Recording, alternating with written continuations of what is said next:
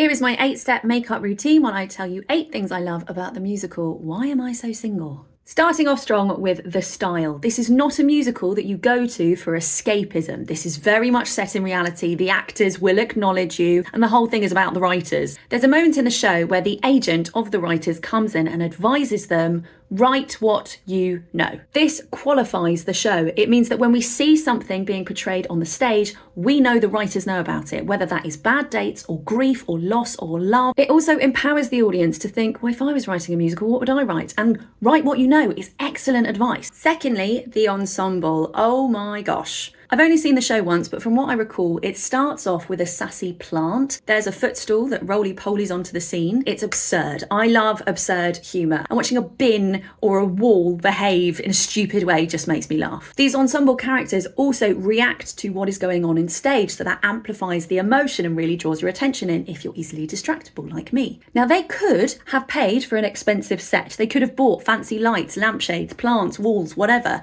Instead, they chose to employ, I think it was 8 ensemble actors. These are queer presenting people, so not only have you got great representation on stage, but they've also now employed these people. If I get to choose between a nice looking realistic plant or a fabulous plant, I know what I would go for. Thirdly, spoiler alert, the bee. This show actually deals with some pretty heavy topics, so not only does this scene add brevity, this is a scene where they show that they can do big fancy musicals if they want to. The lighting is not something I always notice, but my God, I could not stop laughing, and it really lifted the energy for the end of the first act. I don't know what it's called, but there is a song that Oliver sings in a pink Marilyn dress that's very jazzy. It's something like, I Don't Exist. And the tension in that is amazing because on the one hand, ultra iconic Marilyn Monroe, pink dress, gloves. That is a real femme fantasy. It's been around my entire life. Fantasies aren't restricted to gender, and to see someone that you know has grappled with gender abide in that beautiful role with all this pink haze and it really classily done. But the lyrics are freaking horrible.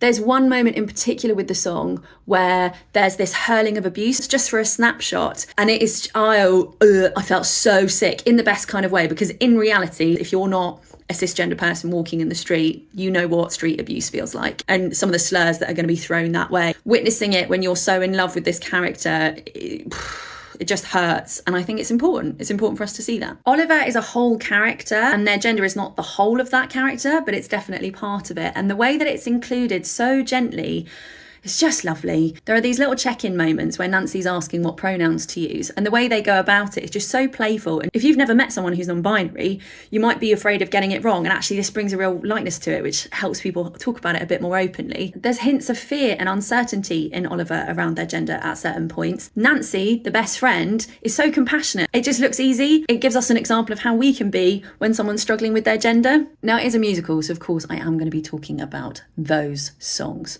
So good. And they do get in your head. You've got the Why Am I So Single, which everyone knows because of social media. But there's one, that Nancy sings, this ballad, I'd abandon it all. It's the one that it's got like the Nokia tune. It just really gets me. There's also the song spelled see you never. The tap. I'm not usually into tap, but stick some pretend Converse over them. It turns out it's a winner. The Men Are Trash song genuinely elated me. I can't explain what that did to the electricity in the room. And no, that is not the message of the musical. And no men were hurt, I don't think, in the making of it. Wouldn't be able to get through this list without talking about the performers. There's Joe Foster, Lisa Tully, and Noah Thomas. I could not keep my eyes off of him. Phenomenal, all 3 of them. And they should be so proud of the work they've done. Last but not least, it is the message. This is the first time I have left a musical feeling whole. Sometimes I leave a musical and I have a sense of adventure because I'm thinking, I need to write something, or I need to find the love of my life, or whatever it is. Whereas this, I was like, I feel like I'm enough. When do you ever feel that? 30% of people living in the UK are single. So for there to be a musical that tells those people that whether they are divorced or you've been cheated on or you've never had a partner or you've had a string of partners, the messaging that we need to be in a heterosexual relationship in order to be fulfilled is nonsense. We all have dignity, we all have value, we all have worth, and the queer community really need to hear that message loud and clear. Because you might think, there's loads of rainbow posters and buses. There's a reason why we need it, okay? There is a lot of internalised homophobia, let alone the external phobias that are going on. Do I think this musical would still be running if it carried on the message that, hey, boy meets girl, yeah, I think it would be doing great. When I was 15, I saw a musical that genuinely changed my life. It was called Spring Awakening. It transformed what I thought was possible in theatre, addressing social situations, talking about things that shouldn't be talked about. My hope is that there are some 15-year-olds that have seen this show that are going to let it inform the sort of work that they want to make. And because of the style of the show, they're going to see it as possible, something that's affordable, something that they can achieve, especially with the help of some other people. It's quite frankly wrong that this musical is closing early. I plan to go 2 more times, once with my partner, once with my friend, because I want to share this experience with people. I'm going with my partner because I'm like, this is hilarious, you're going to freaking love it. And I want to go with my friend because I love her and I want to show her that we have that as well, you know? Let me know in the comments a musical that changed your life or what you love about a musical. And if you do want to disagree with me, obviously that's allowed. I will just say that this is me sharing something that I love. So you coming over and being like, I hated this about it, like, jog on. You don't have to piss on this parade. The show's closing early. But I've got a feeling it's probably not going to be the end of it. Just massive well done to the creative team behind it. You should be so proud. I know that's the sort of work that I want to make.